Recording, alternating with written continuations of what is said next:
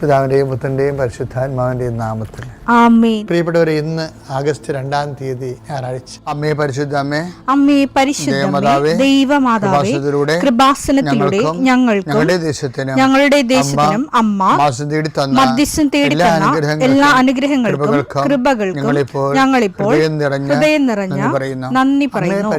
അമ്മേ പരിശുദ്ധമേ, ദൈവമാതാവേ, 2004 ഡിസംബർ 7-ാം തീയതി ഉച്ചകഴിഞ്ഞ് 2:30 കൃപാസനത്തിൽ സംഭവിച്ച അമ്മയുടെ പ്രത്യക്ഷപ്പെടലിനെക്കുറിച്ച് തിരുസഭയ്ക്ക് സമർപ്പിച്ചിരിക്കുന്ന പഠനരേഖകളുടെ മേൽ സഭാത്മകമായ പഠനം ആരംഭിക്കുവാൻ ഞങ്ങൾ പ്രാർത്ഥിക്കുന്നു. അമ്മേ പരിശുദ്ധമേ, ഭൂസ്വർലോകങ്ങളുടെ രാജ്ഞിയായ അങ്ങേയ്ക്ക് ഭൗമസംരക്ഷണത്തിനായി പ്രപഞ്ചപ്രകൃതിയെ തന്നെ തിരുസഭ പ്രതിഷ്ഠിക്കുവാൻ ഈ പ്രത്യക്ഷീകരണം വഴി ഇടയാക്കണമേ. പരിശുദ്ധമേ, ജപമാല മാതാവേ, സകല പ്രാർത്ഥനയോടും ചേർത്ത് ഞങ്ങളിപ്പോൾ പ്രാർത്ഥിക്കുന്ന ഈ കുടുംബത്തിന്റെ പ്രത്യേക നിയോഗം പറ മക്കളെ.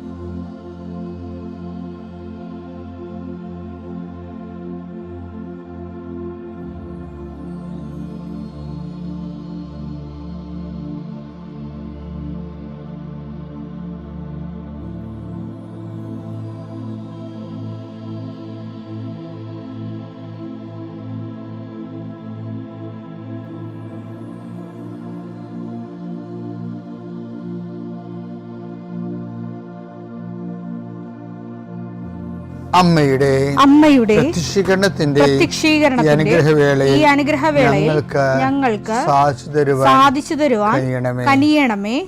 ആമേൻ. വിശ്വാസ പ്രമാണം.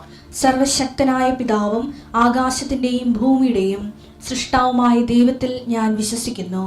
അവിടുത്തെ ഏകപുത്രനും ഞങ്ങളുടെ കർത്താവുമായ ഈശോമിശിഹായിലും ഞാൻ വിശ്വസിക്കുന്നു.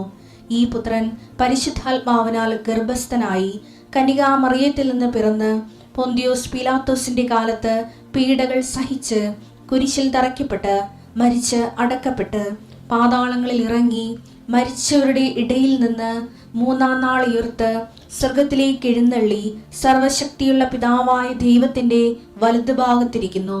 അവിടെ നിന്ന് ജീവിക്കുന്നവരെയും മരിച്ചവരെയും വിധിക്കുവാൻ വരുമെന്നും ഞാൻ വിശ്വസിക്കുന്നു.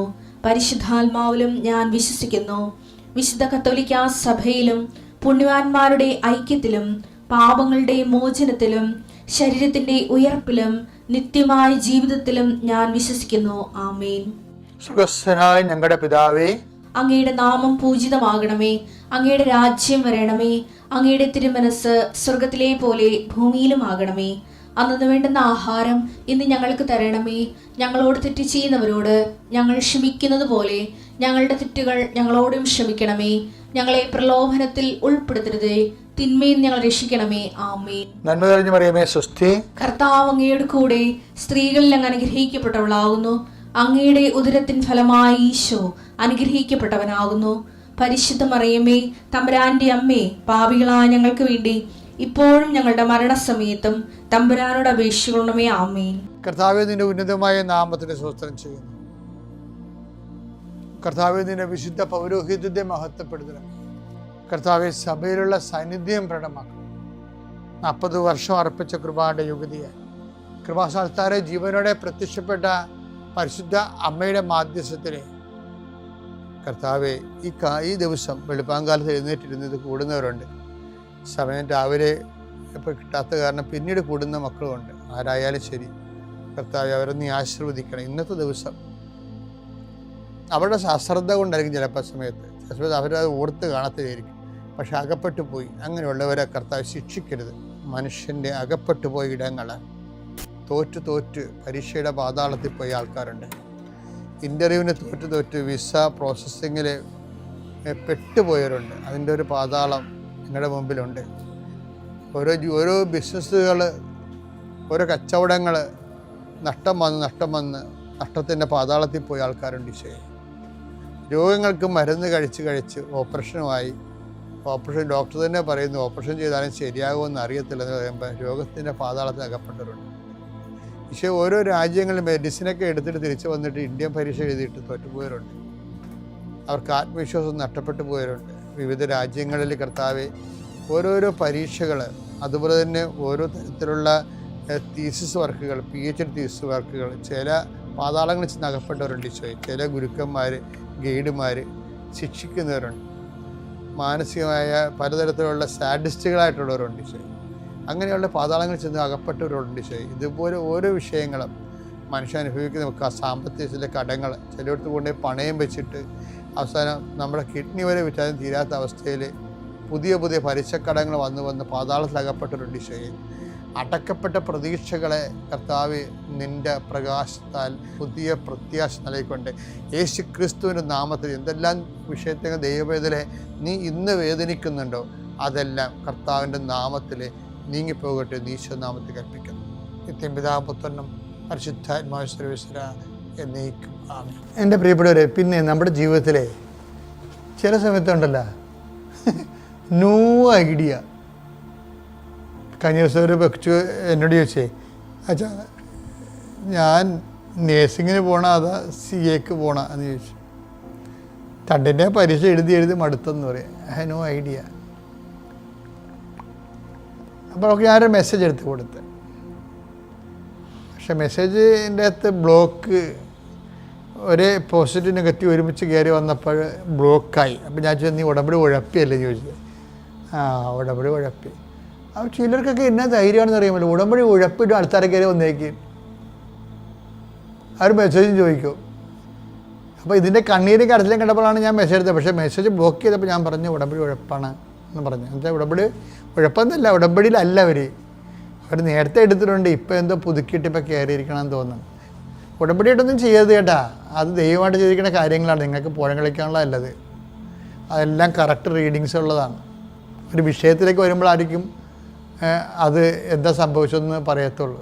എന്താ ഞാൻ ഇപ്പോൾ ഇങ്ങനെ പറയാൻ കാര്യം അറിയാമോ, ഈ മേരി മേഡൻ്റെ ഭാഗം നമ്മൾ ഇന്നലെ വായിച്ചില്ലേ, അതിനകത്ത് ഏറ്റവും ടോപ്പ് സംഭവം നമ്മൾ അതിൻ്റെ ഒരു മെസ്സേജ് കൂടി അതിൻ്റെ അകത്തുണ്ട്. ഇല്ലേ, ഇവർ തോട്ടക്കാരോട് പറയുന്നൊരു വാക്കുണ്ട്, എവിടെയാണ് വെച്ചിരിക്കണമെന്ന് എനിക്കറിയത്തില്ലെന്ന്. എൻ്റെ കർത്താവിനെ അവരെടുത്തുകൊണ്ട് പോയി എവിടെയാണ് വെച്ചിരിക്കണമെന്ന് എനിക്കറിയത്തില്ല. യോഹന്നാൻ 20:13. അവർ അവളോട് ചോദിച്ചു, സ്ത്രീയെ എന്തിനാണ് ചോദിക്കണേ, നീ എന്തിനാണ് കരയണത്? അവൾ പറഞ്ഞു, എന്റെ കർത്താവിനെ അവർ എടുത്തുകൊണ്ടുപോയി, അവർ അവനെ എവിടെയാണ് വെച്ചിരിക്കുന്നത് എന്ന് എനിക്കറിഞ്ഞുകൂടാ. അപ്പൊ നിങ്ങളവർക്ക് ഇങ്ങനെ മാലാഹ ചിറകും വെച്ച് അവിടെ ഇരിക്കണമെന്ന് അങ്ങനെയൊന്നും അല്ല. അപ്പം ഞാൻ പരിശുദ്ധ അമ്മയെ കണ്ടില്ലേ. അപ്പോൾ ഈ മേഖല എന്ന് പറയുന്നത് ഭയങ്കര വിചിത്രമായൊരു മേഖലയാണ്. നമുക്ക് ഈ മേഖലയെക്കുറിച്ച് വലുതായിട്ടൊന്നും അറിയത്തില്ലെന്നേ ഉള്ളൂ. എന്നിട്ട് നമുക്കറിയാവുന്ന പൊട്ടത്തരങ്ങൾ വലിയ ആഘോഷമായിട്ട് യുക്തിവാദം പോലെ പറയണതേ ഉള്ളൂ, ഒരു കഥയില്ല. അതായത് ഈ സംഭവങ്ങളൊക്കെ അവളുടെ മനസ്സിൽ ആ സമയത്ത് വന്നിട്ടുള്ളതാണ്. ഇതെല്ലാം അവളുടെ കമ്മ്യൂണിക്കേഷൻ, എന്തുമാത്രം ആൾക്കാർ ദൈവത്തോട് സംസാരിക്കണം. ഒന്നെങ്കിൽ യോഹന്നാൻ ഇവളുടെ ഈ ദൈവത്തിലുള്ള അന്തർഗതങ്ങളെ ഫിഗറൈസ് ചെയ്തിരിക്കണം, അല്ലെങ്കിൽ ഈ സംഭവം കറക്റ്റായിട്ട് ആക്ച്വലായിട്ട് ഇവിടെ കണ്ടിട്ട് വിഷയമാണ്. ഇവിടെ ഈ ഉടമ്പടിയിലൂടെ എന്തുമാത്രം മനുഷ്യരാണ് അമ്മ മാതാവ് സംസാരിക്കുകയും സഞ്ചാരി മാതാവിൻ്റെ സാന്നിധ്യം അനുഭവിക്കുകയും ചെയ്യുന്നത്. അപ്പോൾ ഒരു ലെവല് കഴിഞ്ഞാൽ, ദൈവസംഘത്തിൻ്റെ ഒരു ലെവല് കഴിഞ്ഞാൽ ദൈവത്തിന് തോന്നും ഈ വ്യക്തിയുമായിട്ട് കമ്മ്യൂണിക്കബിളാണ് തിന്നേല ഇവൾ പിന്തിരിഞ്ഞ് പോകത്തില്ല എന്നൊക്കെ ദൈവത്തിനൊരു സെക്യൂരിറ്റി കിട്ടിക്കഴിഞ്ഞാൽ ദൈവം നമ്മോട് സംസാരിക്കുന്നതിന് ഒന്നും ഒരു കാര്യമില്ല, ഒരു തടസ്സമില്ല. ഇപ്പം എന്താ ഇങ്ങനെ പറഞ്ഞത്, ഇവള് പറഞ്ഞത് എനിക്കൊരു ഐഡിയ ഇല്ലെന്നാ പറയണത്.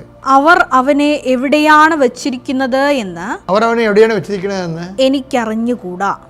അപ്പോൾ ഇത് വായിച്ചപ്പോൾ പരിശുദ്ധാത്മ പറയണതേ നോ ഐഡിയ. കണ്ടാ, നോ ഐഡിയ ചില സമയത്ത് നമ്മുടെ ജീവിതത്തിൽ വരും. No idea. എന്ത് ചെയ്യണം? ആദ്യം കല്യാണം കഴിച്ചിട്ട് കാനഡയിൽ പോണ, കാനഡയിൽ ചെന്ന് കല്യാണം കഴിക്കണ, അത് ഇവിടുന്ന് കല്യാണം കഴിക്കണം, അവിടുന്ന് കല്യാണം കഴിക്കണം. ആ കൊച്ചിന് കനേഡിയൻ പൗരത്വം വേണം, ഇന്ത്യൻ പൗരത്വം വേണം. അത് നമ്മൾ കനേഡയിൽ താമസിക്കാൻ ഉദ്ദേശിക്കുന്നില്ലെങ്കിൽ കുഞ്ഞിനെ വേണ്ടി സ്വിറ്റ്സർലൻഡ്, അയർലൻഡ്, വേറെ എവിടെയെങ്കിലും സ്വിറ്റ്സർലൻഡിൽ പോകാൻ പറ്റുമോ? ഇങ്ങനെ ഒരു ഐഡിയ ഇല്ല സമയം നമ്മുടെ ജീവിതത്തിൽ ഒരു ഐഡിയ. അപ്പോൾ അവൾക്ക് ധൈര്യമായിട്ടുള്ള മാത്രമല്ല, നമ്മൾക്കും എന്ത് കച്ചവടം ചെയ്യണം, ആ ചെയ്താൽ വിജയിക്കുമോ, നഷ്ടം വരുമോ, ഇയാളുമായിട്ട് നമുക്ക് കച്ചവടം ചെയ്യണോ, ഒരു ഐഡിയ ഇല്ല. അപ്പോൾ ഐഡിയ ഇല്ലപ്പോൾ എന്താ പറയണം? ഐഡിയ ഇല്ലെങ്കിൽ, ഒരു ഐഡിയ എന്നൊരു ജീവിതത്തിലേക്കുള്ള ഇല്ലെങ്കിൽ എന്താ ചെയ്യണമെന്നറിയാമോ? അടുത്തൊരു സ്റ്റെപ്പ് മേരി മാഗ്ദലിൻ പറയുന്ന ഒരു പ്രൊവിഷനുണ്ട്. മാഗ്ദലിൻ പ്രൊവിഷൻ എന്ന് ഞാൻ പറയാൻ ആഗ്രഹിക്കുകയാണ്. എന്താണെന്നറിയാമോ? എൻ്റെ കർത്താവിനെ അവർ എടുത്തുകൊണ്ട് പോയി എവിടെയാണോ വെച്ചാൽ എനിക്കറിയത്തില്ല. പിന്നെന്താ പറയണത്? എവിടെയാണ് നിന്നോട് പറഞ്ഞാൽ ഞാൻ വന്ന് എടുത്തുകൊണ്ട് പോകാം. അതാണ് സംഭവം. ഹെവി ഡ്യൂട്ടി, ഒരു ഹെവി ഡ്യൂട്ടി ആയിട്ടുള്ള പ്രേക്ഷിത പ്രവർത്തനം ഏറ്റെടുക്കണം അവൾ. ഇവൾ സിംഗിൾ പേഴ്സണായിട്ട് ചെന്നിട്ട് കർത്താവിൻ്റെ ഡെഡ് ബോഡി എടുത്തുകൊണ്ട് പോകുന്നുള്ളതെന്നാണ് പറയണത്. അതിന് ദുർഗന്ധം ഉണ്ടാകും, ചീർത്തതായിരിക്കും, എടുത്ത പൊങ്ങത്തില്ല, അതൊന്നും അല്ല പ്രശ്നം. അവളുടെ ഇച്ഛാശക്തിയാണ്. അത് എടുക്കാനുള്ളൊരു മാനസിക താല്പര്യം കാണിക്കുമ്പോൾ പെട്ടെന്ന് ഈശോ വിളിക്കും, മറിയാം. ഞെട്ടിപ്പോ അവൾ റബ്ബൂനി എന്ന് വിളിക്കും. കാര്യം എന്താണ്? ഈ മറിയോ എന്നുള്ള വിളി എങ്ങനെ വന്നാണെന്നറിയാവോ? എങ്ങനെ വന്നാണ്? ഈ ഞാൻ എടുത്തുകൊണ്ട് പോയിക്കൊള്ളാമെന്ന് പറഞ്ഞതിൻ്റെ മുമ്പിൽ കർത്താവിനെ വെളിപ്പെടാതിരിക്കാൻ പറ്റാത്തൊരവസ്ഥ വന്നു. നിൻ്റെ ജീവിതം അങ്ങനെയാണ്. നിനക്ക് വഴിമുട്ടിപ്പോയ ഒരു ഐഡിയ ഇല്ലെങ്കിൽ ഉണ്ടല്ല, ഒരു ഹെവി ഡ്യൂട്ടി എങ്ങോട്ട് എടുത്തേക്കണം കർത്താവിന് വേണ്ടി. എൻ്റെ പൊന്നുമോളെ, കർത്താവ് നേരിട്ട് പ്രത്യക്ഷപ്പെട്ട് നിനക്ക് വഴി പറഞ്ഞു തരും. അതാണ് ബൈബിള്. യോഹന്നാൻ 20:15. 20:15. അത് തോട്ടക്കാരനാണെന്ന് വിചാരിച്ച് അവൾ പറഞ്ഞു. പ്രഭു അങ്ങ് അവനെ എടുത്തുകൊണ്ട് പോയെങ്കിൽ എവിടെ വെച്ചു എന്ന് എന്നോട് പറയുക. ഞാൻ അവനെ എടുത്തുകൊണ്ട് പോയിക്കൊള്ളാം. അപ്പോൾ അടുത്ത വരി എന്താ? യേശു അവളെ വിളിച്ചു. എല്ലാം മാറുകയും ഇനി പറയാൻ ഈശോ അവളെ അനുവദിക്കത്തില്ല. യേശു അവളെ വാപത്തണ പോലെ വിളിച്ചു, മറിയാം. വിളിയൊരു വല്ലാത്ത വിളിയായിപ്പോയി, മറിയാം. നമ്മൾ പറഞ്ഞത് ഈ നാടകക്കാർ വിളിക്കുന്ന പോലെയല്ല, അത് ആ സ്നേഹത്തിൻ്റെ ആഴങ്ങളെല്ലാം അറിഞ്ഞുകൊണ്ട് വിളിക്കുന്നുണ്ട്, മറിയാം, റബ്ബൂനി എന്ന് വിളിക്കും. അത് എന്നാ രസമാണെന്ന് ആ ഭാഗം എന്ന് വെച്ചത്.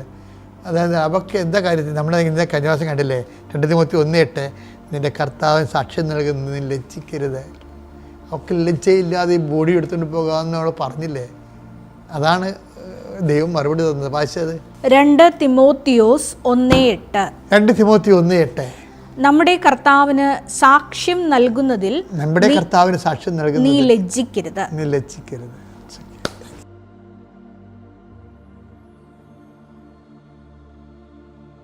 അത്യപൂർവ ദൈവാനുഭവങ്ങൾ ഇനി നിങ്ങൾക്കും സ്വന്തം. ഈ യൂട്യൂബ് ചാനൽ ഇതുവരെ സബ്സ്ക്രൈബ് ചെയ്തിട്ടില്ലെങ്കിൽ ഇപ്പോൾ തന്നെ സബ്സ്ക്രൈബ് ചെയ്യുക. ഈ വീഡിയോ ഇപ്പോൾ തന്നെ നിങ്ങളുടെ സുഹൃത്തുക്കൾക്ക് ഷെയർ ചെയ്തുകൊണ്ട് കർത്താവിൻ്റെ പ്രേക്ഷിതരാകുക.